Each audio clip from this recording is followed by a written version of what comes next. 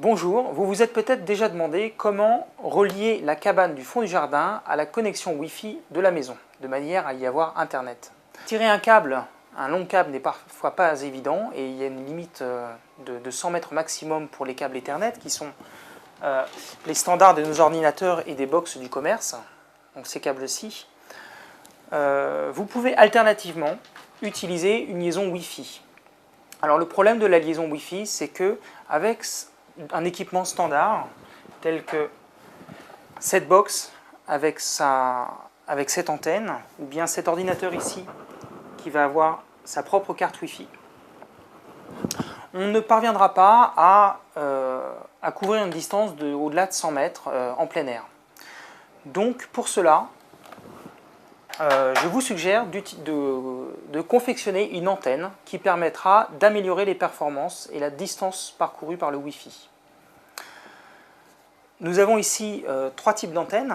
Tout d'abord, l'antenne qui est fournie d'origine avec l'équipement Wi-Fi standard, donc ici la carte qui s'insère dans un ordinateur.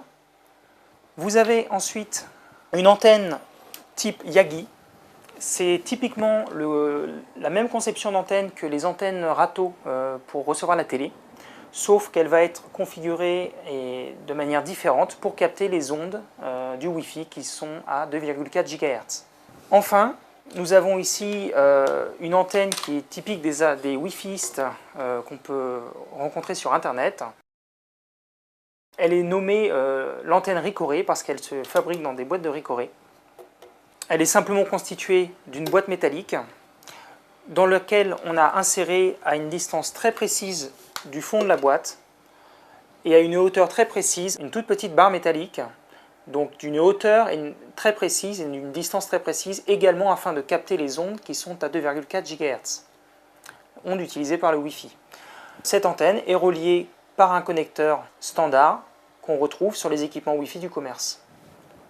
En l'occurrence, par exemple ici, cette carte Wi-Fi d'ordinateur qui va permettre de connecter notre antenne. Alors maintenant, me direz-vous, pourquoi ces drôles d'antennes améliorent-elles la qualité du Wi-Fi? Une antenne comme celle-ci est dite isotrope, c'est-à-dire que, voici l'antenne, elle va émettre de manière uniforme à 360 degrés. Ça va même faire une sphère tout autour. La performance d'une antenne, qu'on appelle son gain, se mesure en décibels. Tous les 3 décibels, on considère que le signal a une puissance divisée par 2. Et on va dessiner le diagramme d'une antenne. Donc on voit ici cette antenne.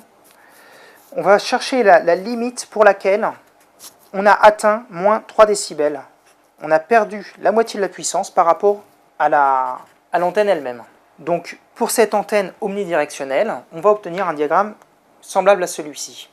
Alors que si nous regardons notre antenne Yagi, type télévision, on va s'apercevoir que son diagramme, donc voici l'antenne, va ressembler à une énorme patate, dans ce sens-là, avec un petit peu derrière et sur les côtés. Donc la limite de division par 2 de la puissance d'émission sera beaucoup plus loin. C'est cette limite-là qui va donner les moins 3 décibels. On se rend compte donc que cette antenne a des performances différentes selon si on est parfaitement en face, sur les côtés ou bien derrière. Cette antenne Yagi a théoriquement un gain de 15 décibels, alors que nous avions tout à l'heure une antenne isotrope qui avait un gain de 2 décibels. Nous gagnons donc de la puissance d'émission, mais uniquement dans une seule direction. Typiquement, si on veut relier la cabane du jardin, on aura la cabane, la maison, et au lieu d'utiliser une petite antenne qui va couvrir le Wi-Fi tout autour dans la maison, on va utiliser une antenne très directive qui va envoyer le signal vers la cabane. Vous avez donc vu l'antenne Yagi qui va avoir dans cette conception-là un gain de 15 décibels. Notre antenne Ricoré, elle, est un petit peu moins performante, elle a un gain de 8 décibels, qui reste tout de même bien supérieur à l'antenne d'origine, qui est de 2 décibels. Pour aller plus loin et encore améliorer les performances, on peut par exemple s'amuser à prendre la parabole, supprimer l'antenne et la remplacer par une boîte de Ricoré.